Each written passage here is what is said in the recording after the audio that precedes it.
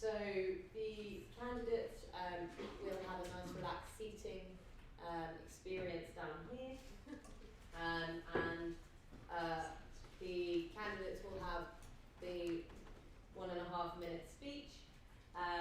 It will then open up and be a bit more of a casual conversation, an opportunity to kind of ask each other's questions as well as having some questions from the audience. The timings will be a bit longer as well, just so we can get into discussion. So start having to think about anything that you might want to ask. I will sit in the middle, probably look quite awkward, and try and cope with the situation. But if any of you feel like you could do a better job, I'm afraid you're not allowed to because you're running for position, and that would be unfair. So I'll just try.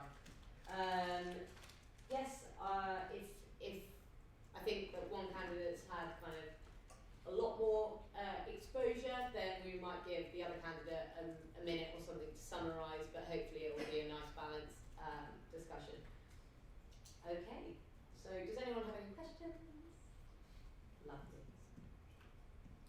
So, just to point out, you can also bring kind of, any of the candidates can bring any pen, paper or anything if they want, but I also have my sturdy notepad, and I will be making note of things as well. Okay, let's take our seats.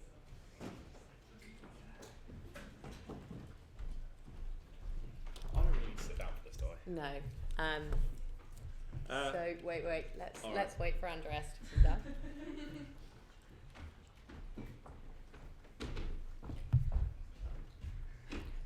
Okay, Andreas, please feel free to take a seat. And Tanisha, would you like to just have a quick word? As you can probably tell, I'm not Tanisha. Tanisha is unfortunately not able to be here for personal reasons, and she has an ICA the next morning. She's asked me to extend her deepest apologies. You know where to find us on Facebook. It's Tanisha Lockwood for VP Barts. She's asked for everyone to check out her manifesto, and thank you very much. Thank you, Tanisha. Okay. Andreas, when you're ready. Mm-hmm. Good evening, everyone. To those of you who don't know me, my name is Andreas, and I'm a third-year medical student. I'm running for the position of VP Barts. So coming here into the university, I think I've integrated into the Barts community early on in my first year, and I just want to make sure that all students get the same, if not the same, similar, and if possible, better experience with regards to their student experience here at Barts. Being in my third year, I think I am a suitable candidate for this role because I've had deeper insight into the Barts community, being both in the LGBT society and I'm also an international student, so I can also voice the concerns of people who may be a bit underrepresented in a way. And there are 4 reasons as to why, and my dear legend friend Tharabi are running for VPs, and that's because we're both experienced, we're enthusiastic, and we're efficient, and we just want to make sure that everyone here feels welcome and they get the best student experience possible. Thank you very much. Okay. So, as you know, one of the largest responsibilities for VP Barts is to help organise some of the flagship events that happen throughout the year. Can you just touch upon some of your experiences and how they will help you in that? So I've held multiple committee positions in the past.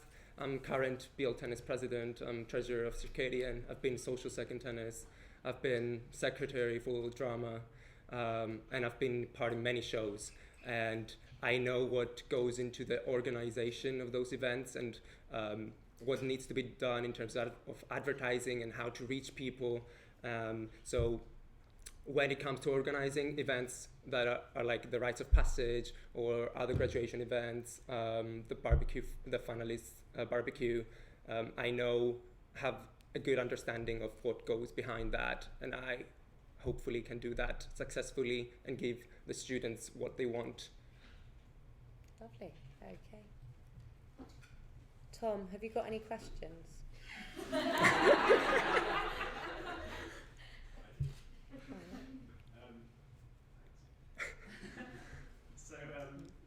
a big part of being a vice president at the BLSA is kind of supporting and advising and generally being a shoulder for the BLSA president to cry on. So what qualities do you have that would enable you to do all of those things effectively? I'm gonna again emphasize how much I have experience in terms of handling issues, having held a lot of committee positions in the past. I'm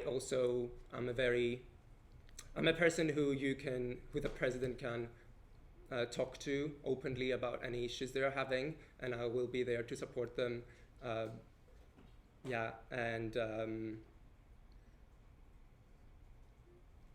Cool. And so one of the, obviously, we've talked about some of the flagship events, and Grace is this year's VP Barts, as well as helping do that and be the shoulder that I very much lean on in all situations. She's also kind of created the BL Champions and had some other projects about kind of organising events and event brochures and things like that. Are there any kind of extra projects that you'd like to do in all of that free time?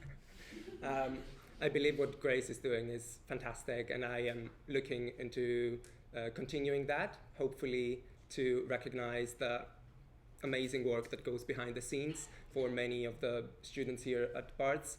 And I'm hoping that with RAG, one of my points in my manifesto is to try to get societies involved more, because I feel like it's mainly sports at the moment.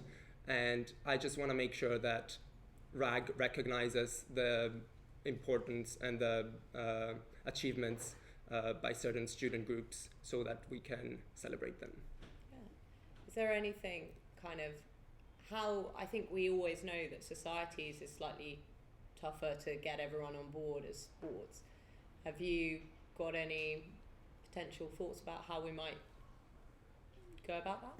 Yeah, I think it definitely, one of the challenges, I think, of being the Vice President Barts is communication, and it's going to be difficult to tackle communication problems, but I know from past experience that you need to try to talk to the people that are, like, for example, the societies officer or people that are presidents of certain societies, and try to get them to engage with their societies, and in that way we can try to achieve something better. Lovely. Numa? So one of the big jobs that Grace had this year was kind of looking after different groups in the BLSA board. So I'm just wondering how much you already know about that side of things, and like how you could maybe, I don't know, like she was basically a shoulder to cry on for us as well. So it's kind of like, how would you take things that she did and maybe add to them or make them your own, individualize them, kind of thing? Okay, just to summarise that question, how will you help support particularly the members of the BLSA board that your role kind of closely works with? Yeah, so the job for VP Barts is basically looking after the RAG officer and the entertainment officers.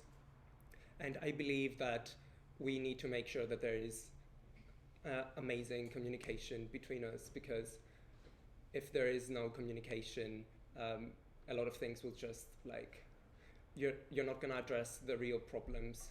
And I believe just having maybe some kind of feedback between, for example, for ants, they have to be responsible for social sex, and having some kind of feedback from social sex to ants, or maybe something going through me instead rather than them, will help take some pressure off them and hopefully make their job easier.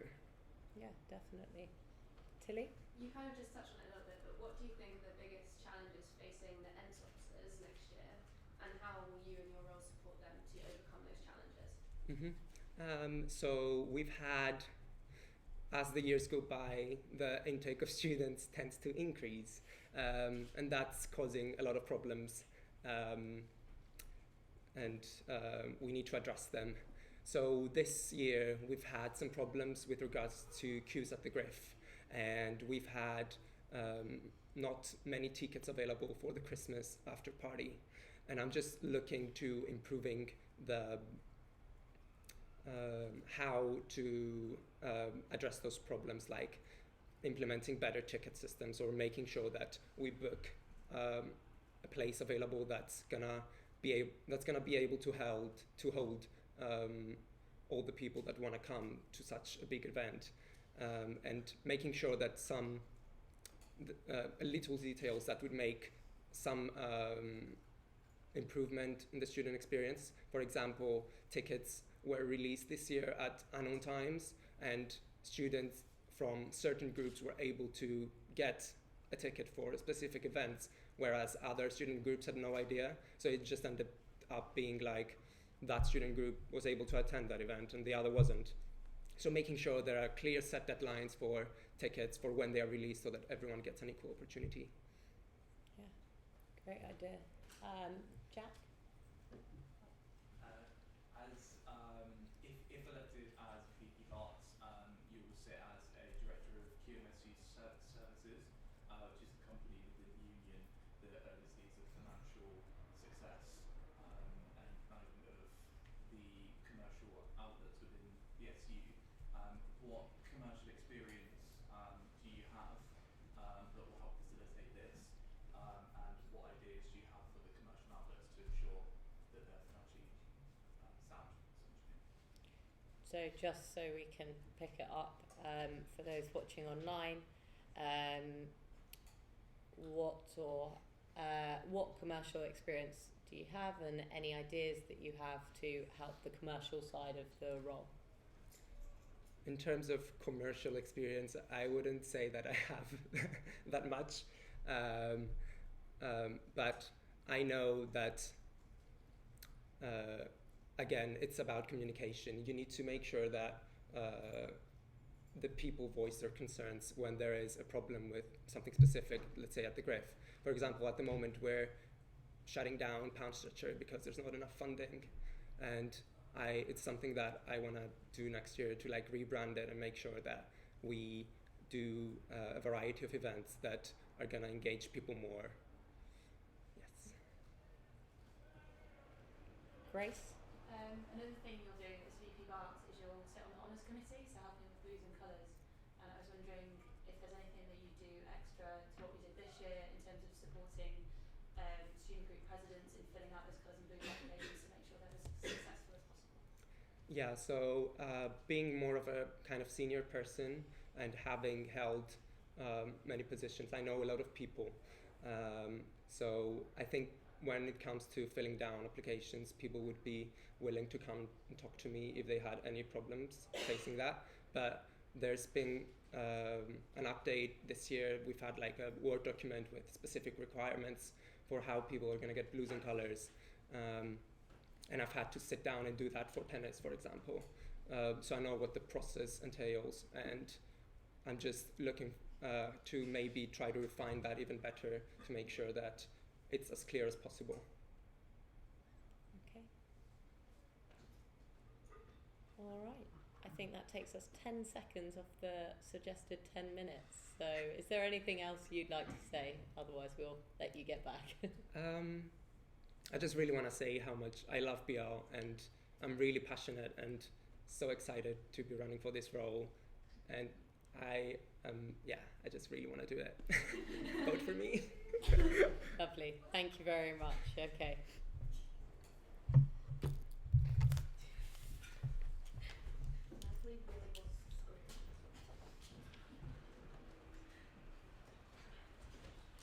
Seamless.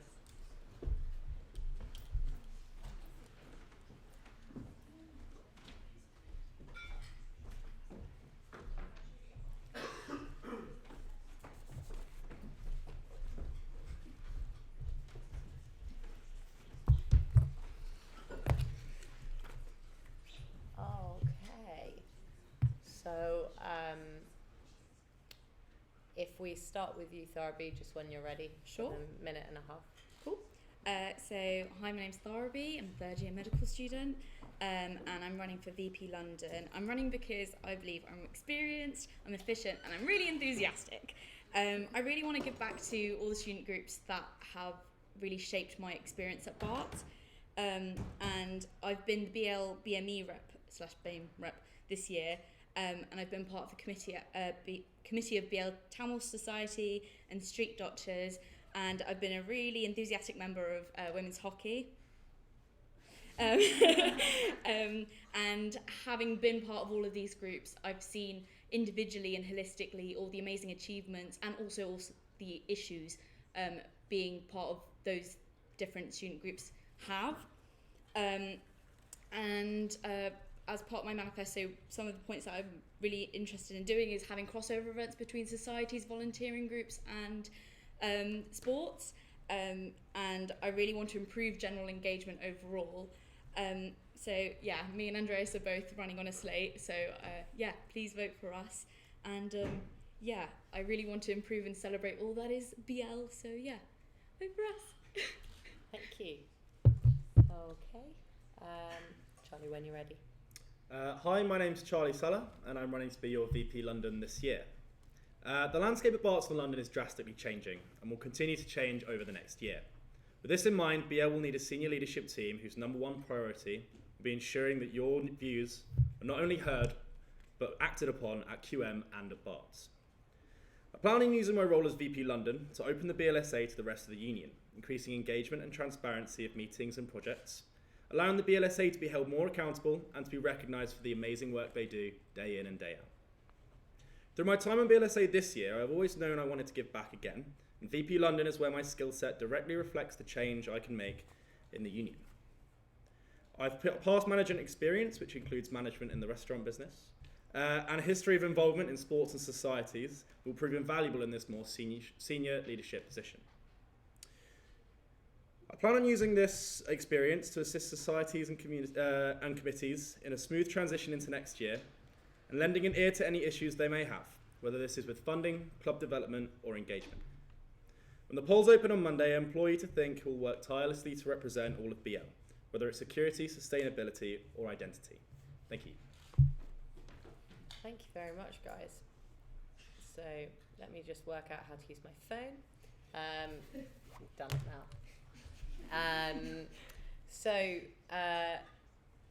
You both actually just mentioned in your opening speeches issues within student groups. I was wondering if you could just touch upon kind of a couple of the things that you find most pressing for the student groups at the moment.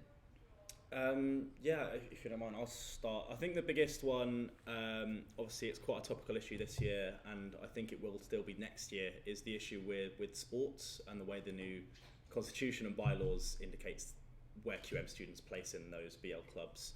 And so I think what I'm going to bring to the table is opening tutorials and open meetings with committees on sports to ensure that they know exactly where they stand with Queen Mary, and then helping them with their constitution and their bylaws to ensure that they get what they need in terms of people playing for their sport.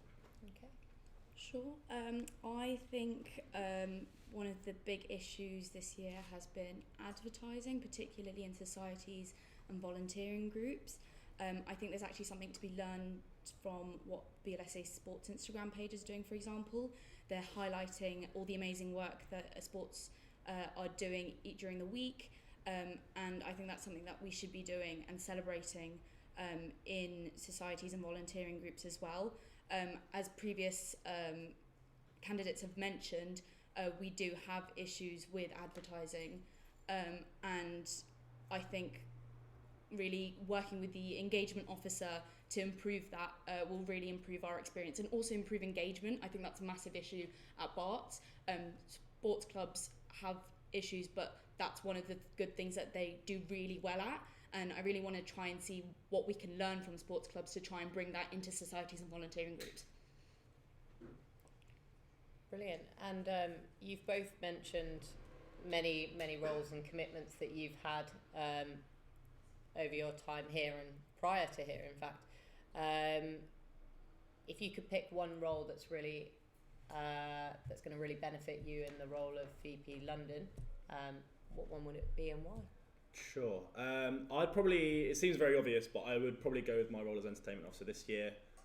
Not only is it an entry point into the BLSA, but it's an operational role, and I think that's really, really important because an operational role has given me an opportunity to see how the BLSA runs, not just being on it. It kind of, as well as, I think what's really important as well with that one is between roles as well, learning how to contact different parts of the BLSA and work together on different projects. So I think, yeah, my role on BLSA. And I would also say my role on the BLSA board.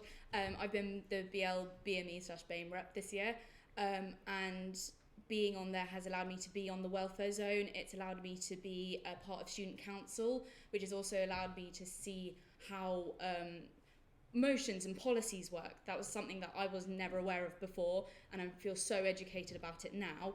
I also think it's allowed me, because it's such an open role, I've been able to help organise events. I've helped to support students who have been concerned about issues in the university. For example, issues with lectures. I've contacted Megan about these issues and actually brought them forward and actually having change done about it, which I'm really, really proud of this year. And notably, please come, I've been organising the Multicultural Ball, which is happening in 2 weeks. Woo!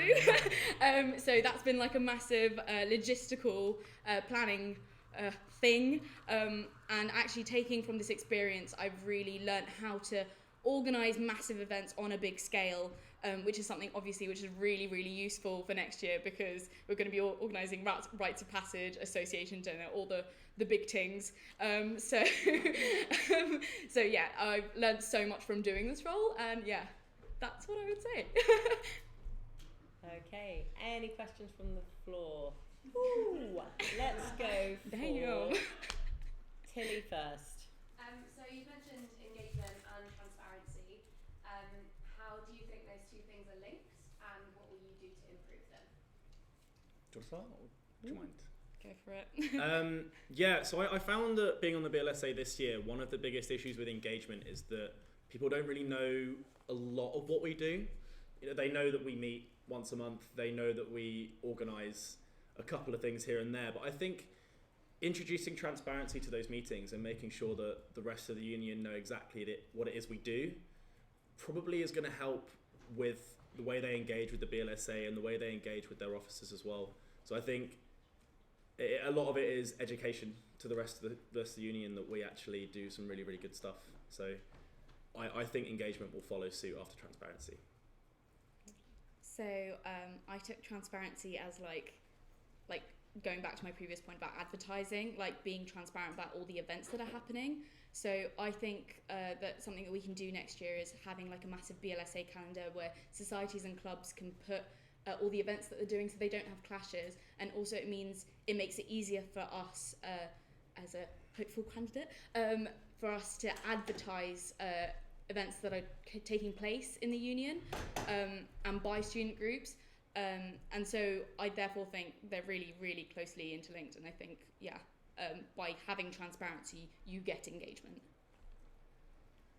All right, Tom. So say you get elected and come next year you're in the role and some big dramatic catastrophe, some other thing comes up,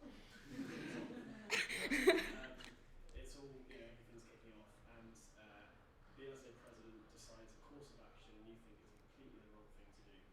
What would you do? Just to reiterate that question for the microphone, what happens if the president makes a terrible decision? What will you do? I think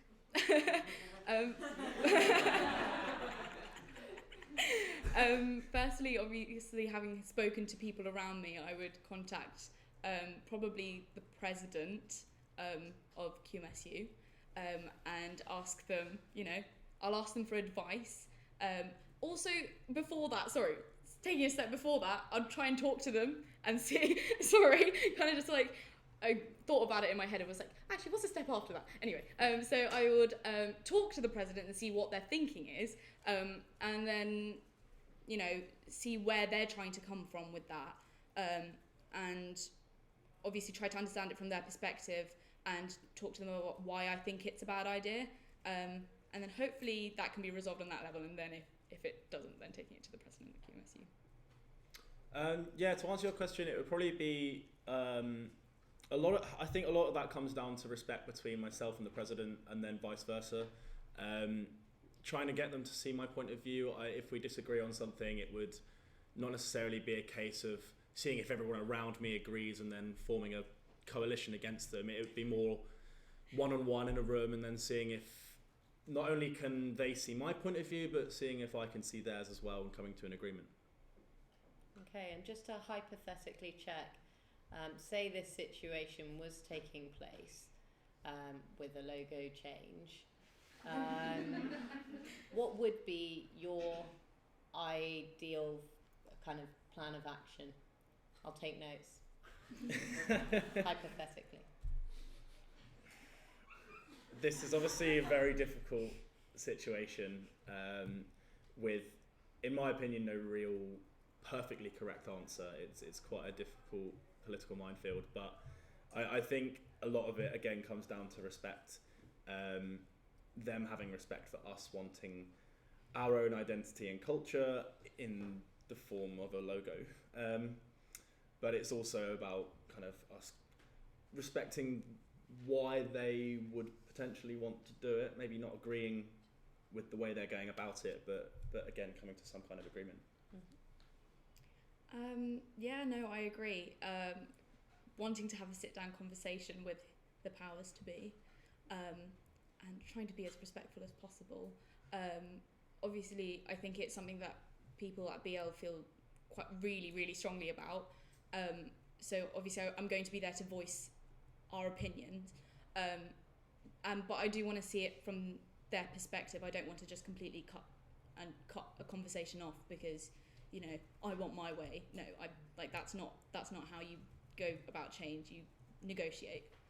Yeah. It's all noted, thank you. Grace? One of the first things that you're going to do as VPs is work with the VP Barts to organise Help Squad. So I was wondering if you guys had any ideas or any suggestions for how to improve that on what we did this year. I really enjoyed working on Help Squad. I've done it for 2 years.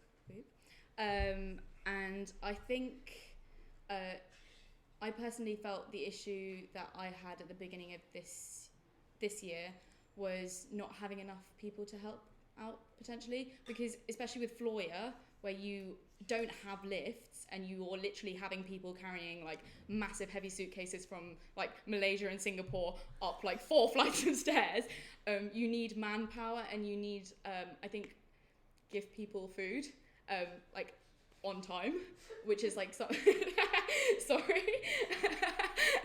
so that people have the energy to do that, because it's actually quite like a physically laborious job, and also these people are doing it for free, so like making sure they feel like they're appreciated in the job that they're doing, which obviously I'm not saying that you didn't feel that at all, just let's let just, Charlie yeah.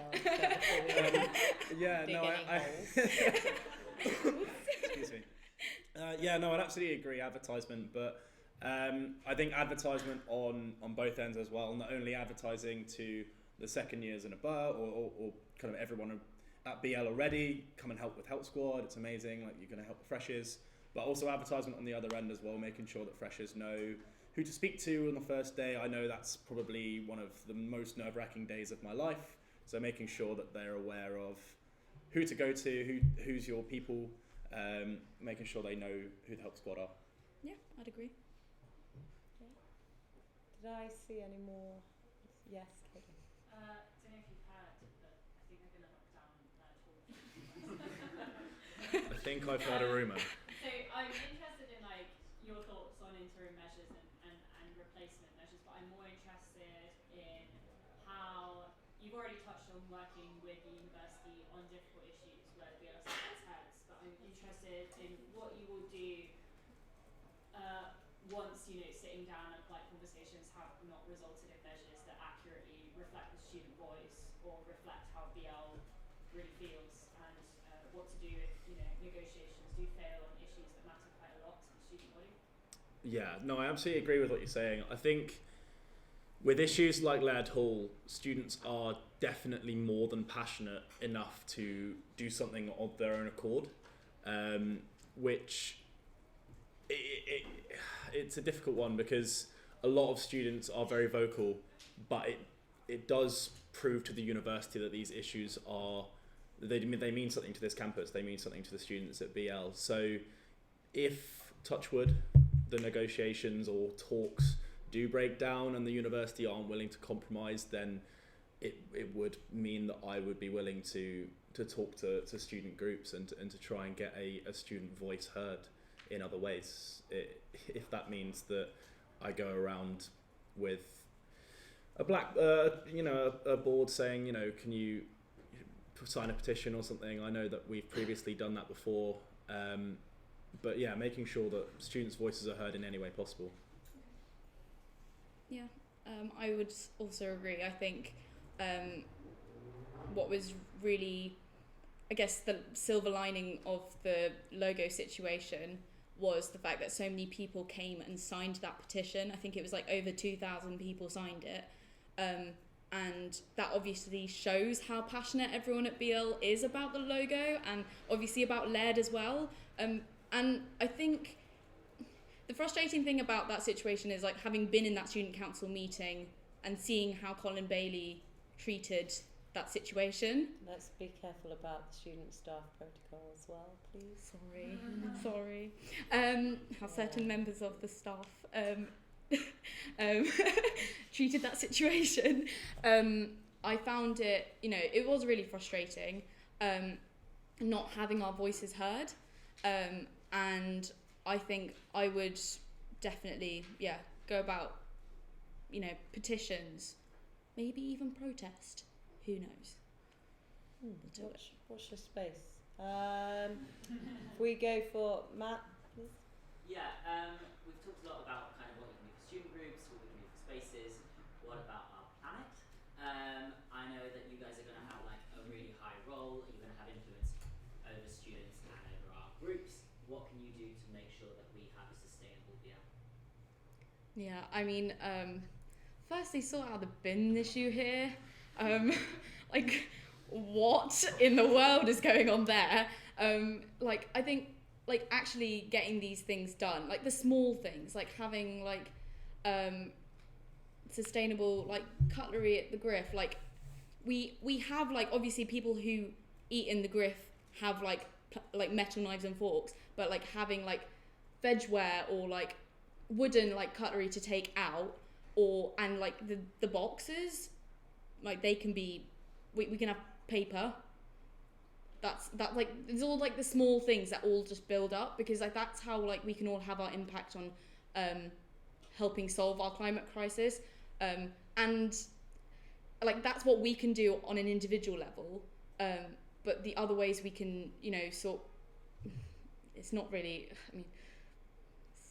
it's such a big issue. Anyway, it's the other way that I think that we can go about trying to resolve this issue is by lobbying the university for actually declaring a climate emergency, because I think that will also have a massive knock-on effect to other things that are happening here. And also, if our university takes a stand, then hopefully other universities will too. And that will have an impact too. No, I absolutely agree with what you're saying. I think what I've noticed through my time at BL is that you get a small group of students who are doing a lot for climate change and the rest are doing very, very little. So I think appealing to that kind of masses and even getting them to do a little bit every day to think about the climate crisis is going to do a lot more than kind of appealing to that small group who are already doing a lot to do just that little more. Does that make sense? It's just trying to get everybody to do just a little bit every day, I think is going to have a way bigger impact. Absolutely. Nooms?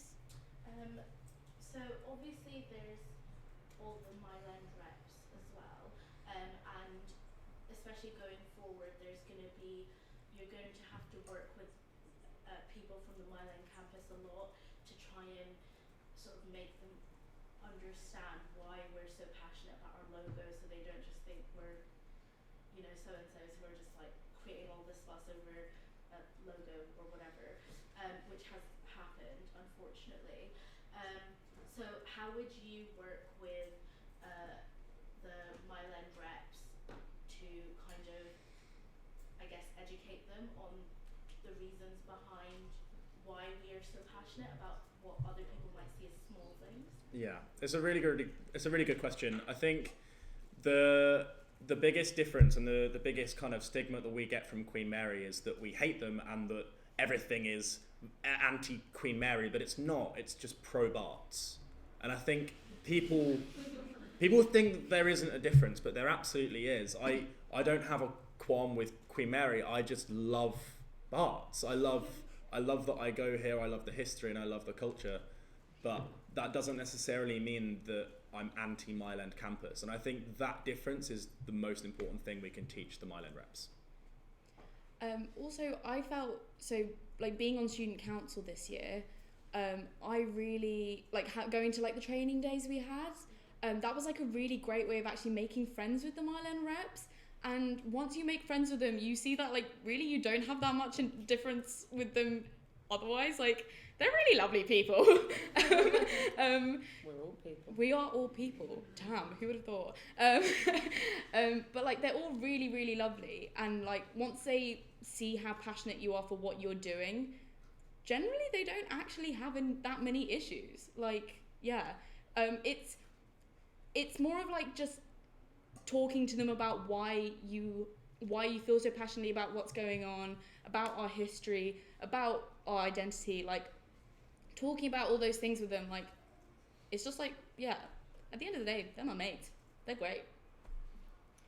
Okay. We've got time for one more. Yeah, Jack? Having organised the flagship events last year, in hindsight, there's a lot that I would do differently, partly to make the process an easier one, but also to improve the quality of the events for those who attend. From your experiences, what changes would you make to the flagship events, both to make it easier for yourselves to put on and to improve the quality of the events you're able to attend? It's an interesting question. So having been to Rite of Passage last year, I feel that that's kind of given me a bit of a ground to be able to be in a position to give a little criticism and to work with that next year. I think starting as early as possible, and also utilising your resources. So in this room alone, we have multiple people who have served as VP positions, who have successfully run these flagship events. So using your past experiences and learning from them, I think is going to be the most valuable asset. So I unfortunately haven't had the privilege of going to any of our flagship events due to personal reasons, and therefore I want to go out and talk to people and see why they think the event might have, what they think could be improved in the event, and then try and implement that. I think from trying to organise the multicultural ball this year, I would definitely agree trying to start earlier, and also trying to have a group of people around you who feel really enthusiastic about running the event. I think events can collapse and not happen when the people around you don't feel that enthusiastic about doing it, and also just have too many time commitments. You need people who feel passionately enough that they will give the time to helping you run this event, and also being able to, time manage, and also delegating roles. This isn't a job that's we can't physically completely do it all ourselves. We have to be able to delegate things to people, and I've really learnt that over the course of this year. Excuse me. Okay, all right. I think we'll let you go back. Sure. Miss Thanks you. very much. Thank you. Well done, guys.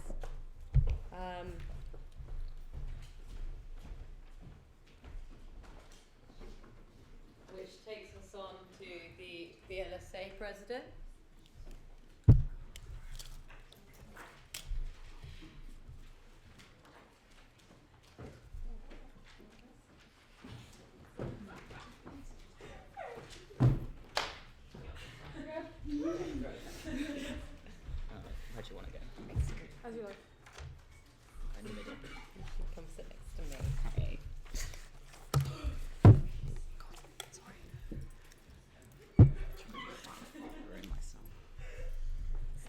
down, everyone, please.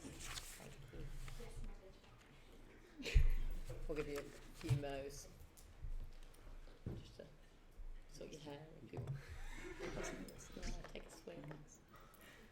Okay. Oh, no, we're done. There we go. Okay. Lovely. So we'll give you the Matt, if you're happy to start. Oh, I'll start. Just because Okay. your name's at the top. Fine. Yeah. Let me just open. Yeah, we're good to go. Right, when you are. Cool. Hi guys, this is my 5th year at Barts London, and like for many of you, BL's kind of become a huge part of my life. It's where I found love, it's where I've laughed, it's where I've cried, thank you. It's where I both failed and succeeded, but it's also where I put a dress on for the first time. So we won't talk about everything I've done. I am proud to say I study here. I'm proud of the work our student groups do every day for the wider community and the way our students stand up for each other. However, in my 5 years here and my roles in BLSA, I've realised that there are areas we need to improve in. If elected, I'll improve student safety, I'll make sure we retrain the security staff, I'll work to bring fundamental welfare services to Whitechapel. I'll increase our study spaces both in libraries and on all campuses, and continue to support the BAME Attainment Gap project. I also want to ensure all students feel represented and can engage in BLSA. I'll do this by listening to their concerns, protecting Wednesday afternoons for all courses, and improving our non-drinking events. I promise to start implementing these changes from day one. I have the drive, experience, and policies to do this, and most importantly, I promise to listen to you and your concerns. Whether you're based here in Malta or in Charterhouse Square, whether you're studying one of our fantastic courses, be it medicine, dentistry, global health, all of those, I promise to make BLSA work for every student by doing one simple thing: listening. Thanks. Thank you. Okay, there, whenever you're ready. Howdy, I'm Leia. So I'm running to call on issues on empowerment and representation. I am running to call on all courses to unite and to redefine for a more inclusive BL. I plan to address on key issues surrounding security, sustainability, and building a community. Whilst encouraging the disenchanted to re-engage with the union. I will provide a new perspective on the BL board. I will not be bound by how things are normally done, while I'll be open for new ideas and innovations. No, I'm not a medic, and no, I'm not a dentist, and I have been here for a short time, not that long, but I am qualified, I'm driven, and I am ready to stand for the needs and the wants for the whole student body. During my degree and the course of my life has equipped me with many tools that I feel will be beneficial in leadership roles. I'm humble, I'm adaptable, and I'm willing to learn. I plan to solidify the BL identity, to empower our representatives to foster an environment that they'll be proud to stand under the Barts in the London name. 10 seconds. Sorry. So I plan to strengthen this identity so the voice that we have here is strong, it is loud, and it is united. I will represent the change and I'll give you a reason to unite. Thank you. Okay, wonderful. So just to start off the questions, a couple of weeks ago I was looking pretty peaky and sweaty as we didn't have anyone nominate themselves for this role. Obviously I'm very grateful that 3 candidates have now put themselves forward, and I was just wondering, is there anything that happened between my first blood pressure spike and you putting yourself forward? But yeah. Well, my reason is kind of simple. I didn't know allied courses could run for this stuff. It was never advertised to us. It was not something that we felt that we had a say in. So I just didn't know I could do it.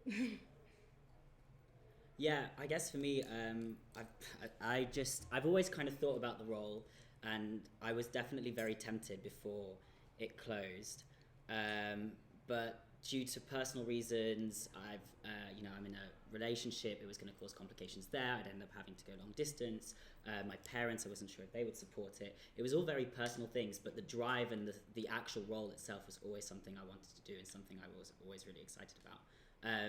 And then when I saw no one was actually running, I then actually was like, okay, maybe I should think about it a bit more. And that's when I kind of sat down with everyone I cared about, and talked about it, and we worked it through, and it turned out it will be fine. So that's my kind of reason. Good. And we're facing quite a new exec team next year for Queen Mary Student Union. We're moving from 4 executive officers to 6. Just wondering if you see any potential challenges or how you're kind of going to approach this situation. Should I go first this time? Cool. That's really important. I think it's important to recognise that as being a big thing that's happening next year. The new reps are somewhat based on the BL and BLSA model, whereby they're in charge of a specific group of students, and they're going to have a board of people underneath them. And I think they've got a lot to learn from us, but also we have a lot to learn from them. And I think the number one thing would be to use, in my opinion, I would use my experience on BLSA from QMSU, listen to those reps, make sure they feel supported, but also make sure that what might work for us, understand that it might not work for them, and then suggest tweaks. So it's starting with the basics that work really well, and then building from that through experiences and past things that have worked or not. For me, it'll be a bit different. I feel for all of us on the board, if I were to be elected, it would be all learning experience. So it would be good for all of us, all 6 of us, to sit down and learn the job and tailor it to the best way that we know how to deliver it. Also, if you can create unity amongst those 6 people, again, it just strengthens your power. So to have a collaboration across the 6 positions, and then to use those channels to better the student experience. Very good. We're online. 21st century. Jack, can you do the honours? Oh, I'm going to read them. Yeah, well, all I've said is ask Jack. You're online. There we go. So, Lucy online has asked, how do you plan to improve the reporting procedures, especially regarding student welfare and within societies? It's honestly a free-for-all. Okay. In a very British sense. Okay. We'll be here forever. It's the British way. You go first. You go. Yeah, I think it's a very good question. Thank you, Internet. One of the main things I want to do, so we've got report and support that's been established. It's a new support reporting network where people can go on and report kind of any incident on campus. The problem is it's not very supportive. So the report side works, the support side not so much, and more importantly, people don't know about it. So the number one thing is to make sure people know where to report such incidents. Welfare is a real big important thing for students, and that we should support, and it shouldn't be difficult to go and ask for help or to find out where to ask for help. So it should be that we have this one single reporting structure that everyone can go onto, and you can report anything from crimes, harassment, anything that happens on firms, on campus, within your society. All of that gets reported onto one network, which would probably be report and support, and then from there it gets passed on to the relevant people to deal with it, and we make sure that the support side is better supported as well. So yeah, it's about signposting and making sure people know where to get help, and it's not confusing. There's one place to do it all. Sorry. I think signposting is a big, important side of it. It's to make sure that all students in the student body feel like there are avenues for them to seek support in. I feel with the current system of report and support, from what I've heard from other people, there needs to be slightly more addressed on the follow-up side.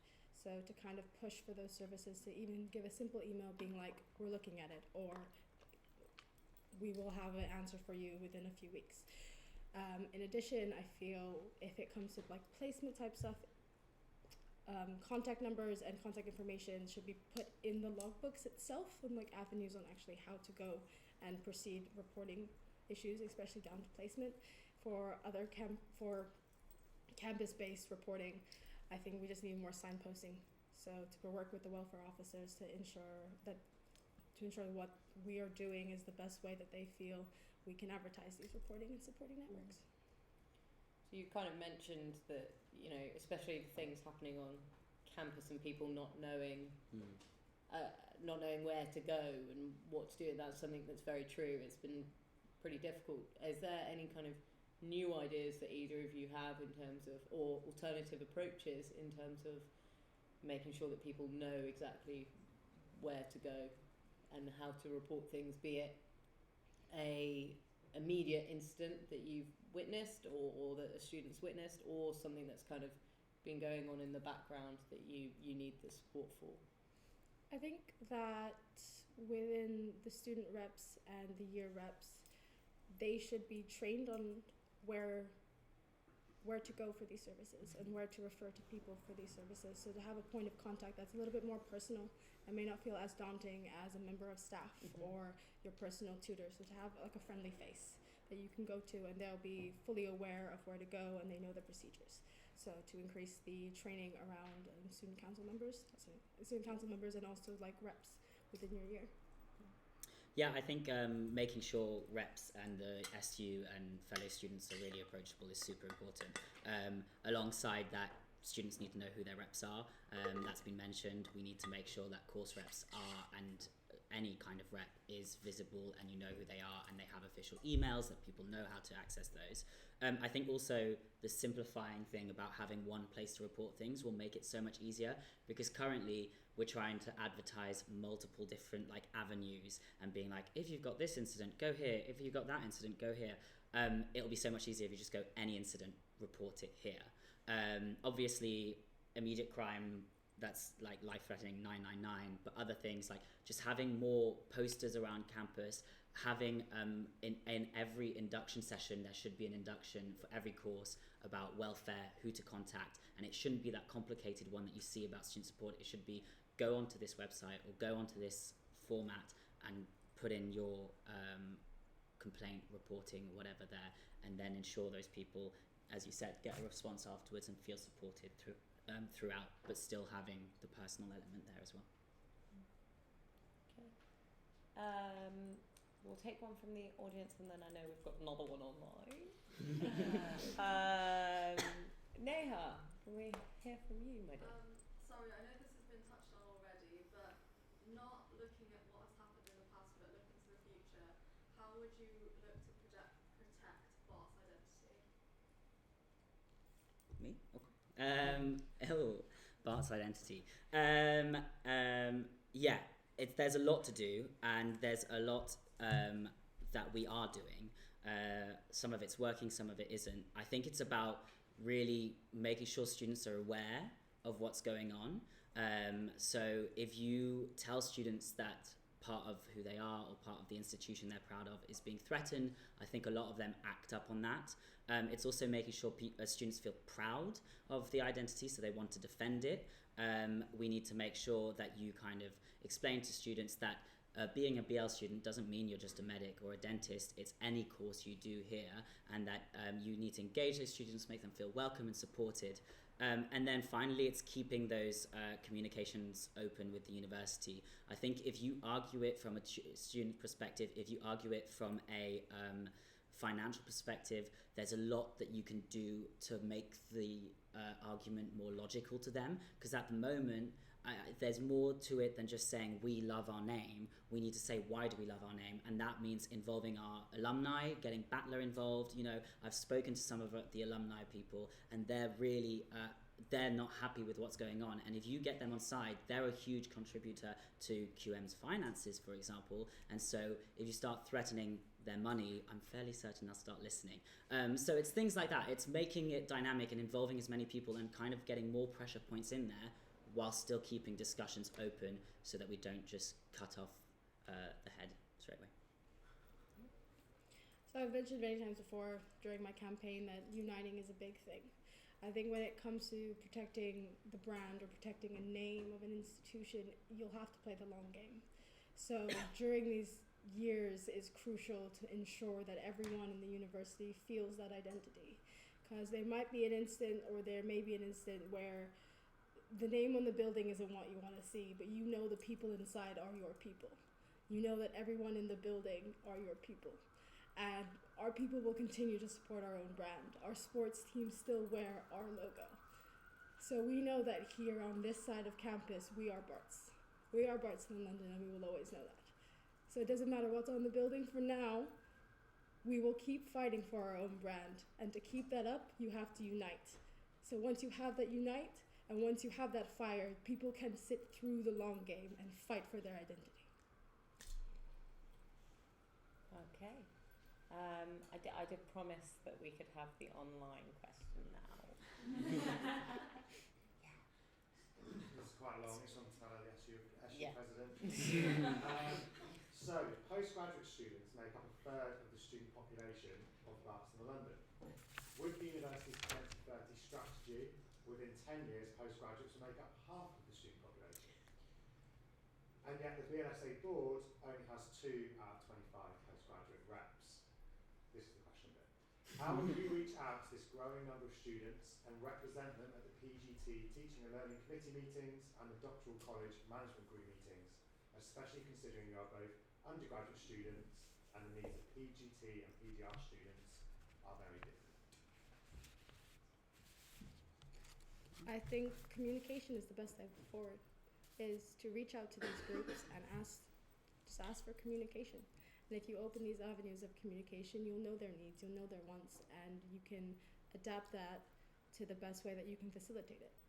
You can bring their voice to a louder platform, and you can take their needs on board and help them out, really.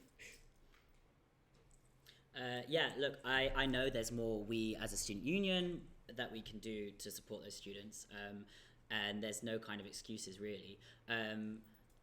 Again, as you said, it's about communicating and asking them. We've got 2 postgrad reps, but what do you guys feel? What do you think? There's so many students, it's hard to ask them, but I think making sure we send out an email at the beginning to be like, here's your feedback, and at the end to receive their feedback, because the university gets feedback, but the SU doesn't necessarily get feedback from those students. Continuing discussions often. The other thing to keep in mind is that they don't get sent any guides at the beginning, so we send out our BLSA guide at the beginning of the year. A lot of postgrad students don't get those, so they don't even know about Whitechapel or our student groups or BLSA or what it is. If you start sending them that, they'll engage from the beginning. You send them to the website. They don't know about, they don't get given tours of the campus, so they don't know their way around. That needs to change. And also, there are a lot of them are based in Charterhouse Square, and I think in general, not just postgrads, we need to bring Charterhouse Square into our community more. That's involving giving them more student space, making the library space better over there. The basement that is supposed to be 24/7 is never 24/7 because it's always broken. So making them aware that there's an IT room that is 24/7, because some students don't know that. And also advertising our events there. There is no QMSU or BLSA advertising on that campus whatsoever. There should be screens, there should be boards. We should make them aware of our events and make them feel welcome. They are part of BL just as much as Whitechapel is, and Malta as well. Okay. We'll go for Tilly first, please. So you've, on the subject of Malta, you've both spoken about identity and community. How will you support the Gozo campus in developing their own identity whilst making them still feel a part of the wider BLSA community? I feel, as I mentioned in my manifesto, about helping them nurture their own community over in Gozo. They've been there for 3 years, and currently they are going to have their halfway ball, and that's with help with VP positions here. So that's an amazing first step. In addition, they have the opportunity to come here. They're 2 separate events, so we don't have that feeling that we're going to isolate people. So they're 2 separate events. To look to the future, I feel we need to help them in terms of graduation events. So with potential of allowing them to come over here, to give them space here to join the medics, because the medics campus is there, to join the medics in rites of passage. in addition to looking at knowledge sharing. So if there is a society equivalent on this side, to have them liaison with the society equivalent on their side, to have communication between the two so that they can learn from more of an established committee on our side and they can start building their own community there. Yeah, there's a lot of problems with Malta in terms of the way we kind of represent them. You know, the events is great, it's fantastic. Rites of passage, bringing them over is a great idea. How do we fund that is another thing we need to think about. Some students might not be able to afford flights over, so we also need to push them to have their own event there. It's also important that we help them because they're now going into their clinical years. That's quite a stressful time. I know they have questions, concerns. They're not too sure about what their kind of licensing will look like in the future. So these are things that we need to address. We need to ask them about their concerns because I think they have other concerns than just the identity. Welfare-wise, they've got limited welfare resources there. What can we do to increase that? They should have more staff. There's currently like very little staff providing welfare. And yeah, in terms of societies, they're not creating new societies because they don't have the resources for it. So in the short term, we could bring the infrastructure here so that it's easier for societies here when they do talks to live stream those over to Malta so that they get the same events as we do and they're part of our societies here just as much as even though they're not physically here. So that's in the short term, and then in the long term, it's how do we make them able to actually create their own societies, create their own sports teams. And that will involve a lot of discussion, and truthfully, it will involve asking them more than asking us, really. And I'm prepared to do that. Okay. We'll go to James, then Tom, I promise you'll get your question. So James. So this year, QMSU added some new positions to the board of new elected positions. I was wondering, do you think that within the BLSA board that we have the sufficient roles, or do you believe that we need to create new roles to ensure everything is represented? It's a good question. The board is huge and it's always expanding, and I do think there's definitely a need to maybe reshuffle some roles or put some responsibilities under other roles. There are certain roles, entertainment officer, engagements officer, other roles as well, that involve a lot of work. And so maybe they need more support or less responsibility. We also we have a sustainability officer that's supposed to be cross-campus, but that doesn't actually happen. So I think maybe looking into having a sustainability officer here at BL and basically representing things that we care about as students, and sustainability is a huge thing. So yeah, there is room for restructuring, but we also have to be careful about not having too many people involved, because I think it confuses things. So it's about listening to students and having appropriate roles. Yeah, I do agree with quite a few points that he's mentioned. Looking at the balance of the roles and seeing what's feasible and seeing whether there needs to be reshuffling in terms of who's responsible for what. I would also want to mention a bit more diversity in the roles would be appreciated, especially when it comes to allied course representation. Currently, we have one allied course rep position who's supposed to represent global health, neuroscience, and pharmacology, all very different roles. Yes, we don't want to overcrowd the board, however, we do want to represent the student body. So it's striking that balance between having enough people to show our diversity and showing our diversity in terms of problems and how to solve them, but also not to have too many cooks in the kitchen. I completely agree. It's worked really well having 2 allied courses reps this year, and actually we should have one for every course. We've got reps for medicine, we've got reps for dentists. Why don't we have reps for every course? Also to have course reps with their own vote, because currently we have 2 of them, but they have 1 vote between them. Yes, Tom, I did promise. So being BLSA president is a challenging job, and there's lots of aspects to the role. Lots of meetings, you sit on boards and things within QMSU, you're a trustee, lots of stuff. So what part of the job do you envisage that you'll find the most challenging? And also as an add-on to that, of all the things in your manifesto, this is cheeky, I'll get into your questions. I forgot to write them down. What was the first one? Of all the things you pledged in your manifesto, which thing do you think you will be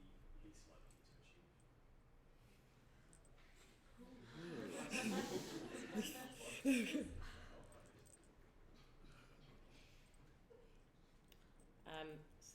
I didn't write them down, but I think the last one was about which one are you worried that maybe you wouldn't achieve on your manifestos. The first. What aspects of the job would you find most Challenging. See, I didn't register because it's been a breeze. You've flown through it. Oh.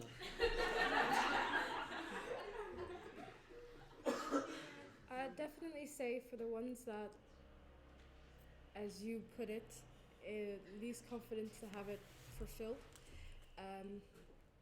would be, I'd probably phrase it in more of the sense of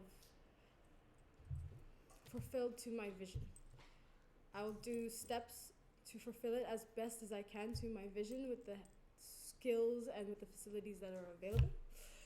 However, I am aware that going into it, you may need to tailor it to either the current political climate or the facilities available or the student body's needs. So I wouldn't necessarily, there isn't anything particular that I know I can't achieve. I just know that there may be some things which may look different than what's in my head. Are we answering the first question? Conversation. Oh, conversation.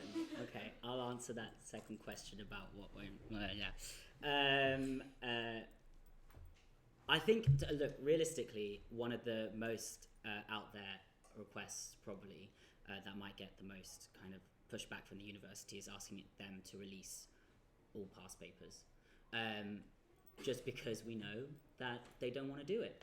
And they've got their reasons for it, but I truly believe that if you argue something in a logical manner, and you kind of tell them, look, if you're not releasing past papers, you're not helping students, you're stressing them out. It also means students don't realize where they're making mistakes, which can be dangerous if you're a medic or a dentist or even any other profession. If you're getting something wrong and you don't realize, but you're passing your exams, and then you get into medicine, you get into the clinical field, you get into dentistry, whatever, and you're making those mistakes to real patients, then it's a safety issue. And I think the way to get them to release more papers is to argue it that way. But I am aware that they'll probably push back, and so I'm happy to compromise.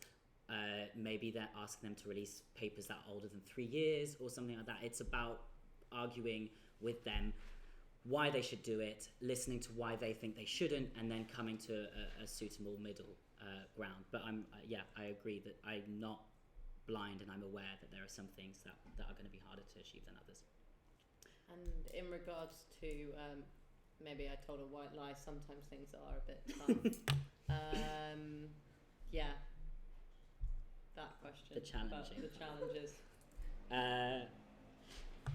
You're going to be working to represent a lot of people, and you're going to be working for a really long time. And I think as a student rep on BLSA, you're going to be, basically students are going to want to contact you 24/7 anytime.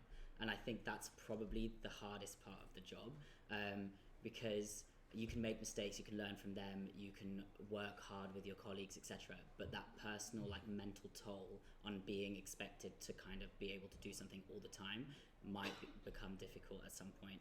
And I'm aware of it. And I think that the main thing I'm going to do is I'm going to give myself some very clear guidelines of, okay, if it's really important, answer it at any time.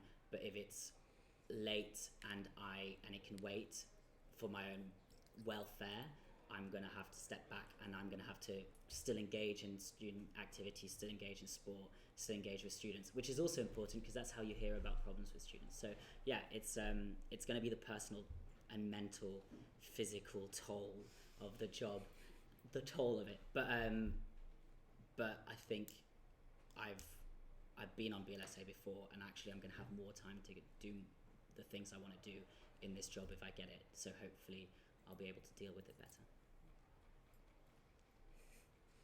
Challenges in the job. I feel I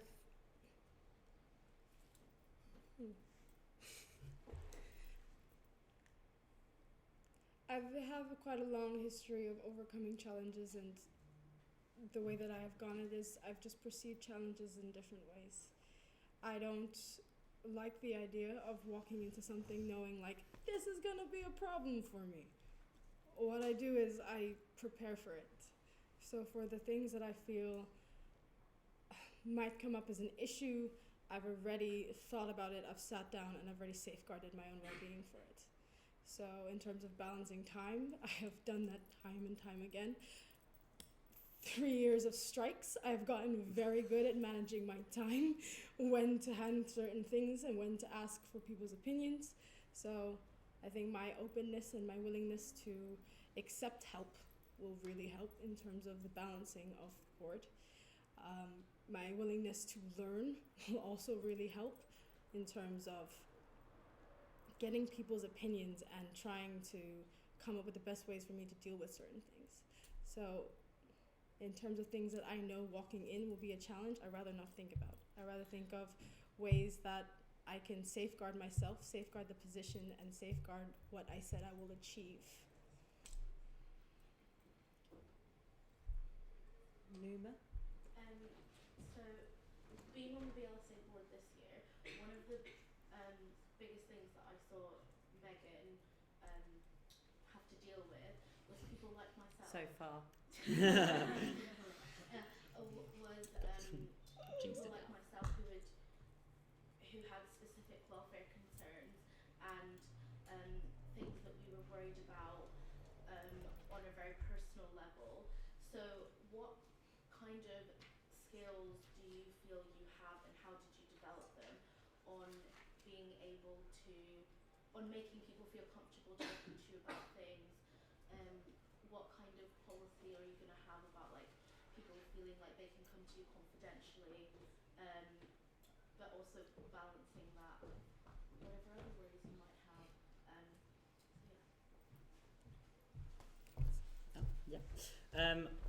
Yeah, I think as BLSA president, you're not just kind of representing students, you're also like supporting your board, and you're making sure that they're happy and their welfare is protected as well as your own welfare. And I think I know that the board always has this WhatsApp group, which is always really useful to kind of like vent things. I would continue that. I think also just kind of being there 24, like those type of people are the type of people that you have to be there, more happy to like listen to their concerns and really like be like, contact me if you want to contact me on WhatsApp, if you want to contact me on email, if you want to contact the VPs. Like, it's about just having an open kind of policy and being as open as possible and as welcoming as possible, and tell people it's okay to have like a bad day or feel bad or like take a day off. So it's about promoting that like positive, welcoming environment more than anything, especially for board members, but for students in general. Yeah, I would put things in place already to safeguard the well-being of people on the board. So to kind of making sure that people apply to working hours and don't expect for you to answer work emails or work messages in non-working hours. So to really make it clear when you are you and when you are your role. So to make sure that the times for that are clearly split. In terms of coming to me for help, like, I feel I'm a very approachable person anyways. So these conversations will probably happen, and I'm quite happy and open to talk about them. Everyone has a long history. Like, if you've gone through education, you've probably gone through a little bit of something. So like, everyone has something to learn from each other. So just to be there to talk, to make it more of a welcoming, friendly environment. Not implying that it's not already. If you need a chat, come have a cup of tea. Yeah. I'll buy tea for everyone. There you go. Yeah, nothing a cup of tea doesn't help. Yeah. Agreed. Welcoming environment. Oh, and sorry, to answer the second part of your question in terms of developing where these skills came from. So I've been captain at my high school water polo team, mixed captain now. And on top of that, I've been able to keep up friendships with people across the world. So in terms of talking to people and finding time for people, I'm very good at it. Like, my best friend, I met her in China, and that was when I was like 5. And we're still friends now, and I've moved countless of times afterwards. And now she actually lives 20 minutes down the road, so full circle. But yeah, you get used to it. Yeah, in terms of that part of the question, I would say like I've been involved in the SU for ages. I've seen how it can take its toll. I've done a lot of your roles. I've done entertainment officer. It was stressful, and yeah, I know. And there are a lot of roles like that where you just need help. And I think it's about like also approaching those people and knowing when like that you should, even if they're not telling you anything, you should always check in. So I would want check-ins. I've also been at my previous school. I was kind of a student ambassador where I would welcome students into the school and help them kind of settle in, meet people, and also I feel like I know a lot about like the welfare avenues there are around the university and how to get involved in that.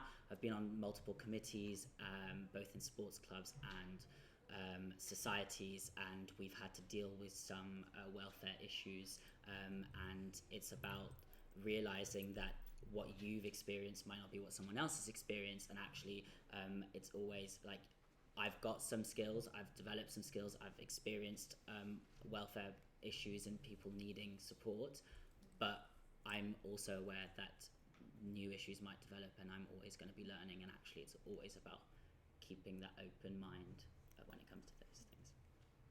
Thank you. All right, we'll take one more question from Jack, please. So I can't help but notice that the other executive candidates were not invited to the debate this evening. Some of us are here, which is nice. But why? First of all, why do you think that the other positions weren't invited here? And what do you think that they can offer for the students here at BR? Do you want to go first? Or? Go ahead. I'm going to be here all day. I'll go ahead then. Why were they not invited? I have no idea. They should be invited. I'm assuming there's some reason somewhere, but it's probably not a good one. In my opinion, like if they're going to be exec officers, if we're all voting for them, they should be coming down here. What they can offer is a lot to BL. We've relied on QMSU and QM in the past on major issues. They've supported us with the name issues, the Save Our BL campaign. They've supported us on Freeze Our Fees. Like we're not just BLSA, we're part of QMSU, we're a whole unit, and we need to support each other. As I said, with these new roles, we're going to need to support each other, we're going to need to listen to each other, we need to sit down and go, okay, what do we think, how do we think our roles work together? And so it's important that students know who these reps are, because they're going to touch upon issues that affect everyone, just like we're going to touch upon issues down at QM. So yeah, they should have been invited. Why they weren't invited, I don't know, but it's not good enough. Yeah, again, I don't have any more information than Matt does. Couldn't necessarily tell you why they weren't here. However, I don't want to sound too critical in this sentence, but I'm just gonna have to be Dutch. I think even though you're not formally invited to these things, you should have the initiative to come. Even though you may not share our name in terms of your title role, we will still be working together for a solid year. So to show your face, to show that you are engaging in what's happening on this side is such a big step, and I feel it should kind of, how do I say it? English. So it should be praised to the people that did show up. Like, thank you for coming. Yeah. Thank you for showing your faces. And thank you for showing that we're not a small part of the vote. No. We are a big part of what your role is going to be. So you should be here. You should be talking to us. And I guess we can always question why they didn't come. You know, has this event even been marketed in a way that they feel like they should be coming? It's not just, why didn't they turn up, but also maybe they didn't realise that they could turn up, that they should turn up. We need to make it clear. We need QMSU and the people who run the election to make it clear how important BL is. So it doesn't just come from the students, it comes from the union itself organising these events, and realising that it's a stressful time for candidates, and sometimes they just need a bit of nudging and a bit of help and support. Very good. Okay. All right. Well, we've hit 9 o'clock. Woo! It's been a great evening. Is there anything else you guys would like to add for residing? I guess just vote for whoever you think is gonna do a good job, whoever you feel comfortable with. I'm actually really happy that we ended up having 3 different candidates. It's exciting, it's a fun campaign. I'm learning things from Leia. I hope she's learning from me.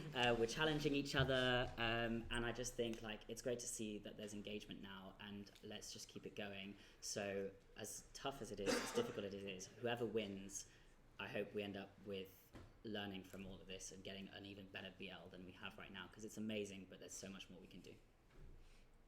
Agreed. Well done. Kind of on the same note, I'm actually quite happy to see how many allied courses people have decided to go for these roles. So for me, that's quite a big thing. Also, thank you for everyone that showed me support and has been helping me out throughout this. And I really hope that even me running shows the fact that allied course people do have a positions in the university that is yonder just allied course rep. Yeah, definitely. Absolutely. And thank you, Megan. Great evening. I've got a few housekeeping things Oh, just God. to remind you. You're allowed to sit down. Okay, thank you. Well done, guys. So thank you so much, Numa. Thank you so much for attending. Really appreciate it, especially because I know lots of you are doing busy campaigns, and so sometimes taking an evening off to come and sit in this warm room can be very stressful. Obviously, good luck to any of the second years with an ICA tomorrow. So thank you for showing up. On Monday, if you would like to come and hear more from the other and the same executive positions, then please do. That's taking place at 6:15 in Mile End. Monday is also when voting opens, so make sure kind of from now onwards you really look into the manifestos. Feel free to contact the candidates and ask them any questions that you want clarified. The voting will close at 4 p.m. on Thursday next week, and the results will take place in Drapers from 7:30 onwards. So please all come down to that as well. Obviously, we haven't had enough time to listen to all of the candidates, but if you keep an eye on social media, #QMBL elections, that will show you a lot of the candidate material over the next week. And yes, for more information and where you can find the manifestos, as many of you know, it's www.qmsu.org/elections. And finally, I just really want you all to raise your jazz hands very high. It's very stressful and nerve-wracking coming down here and speaking in front of people and the camera. So really well done for all those who did. You did a great job. So well done. Thank you. You're allowed to go.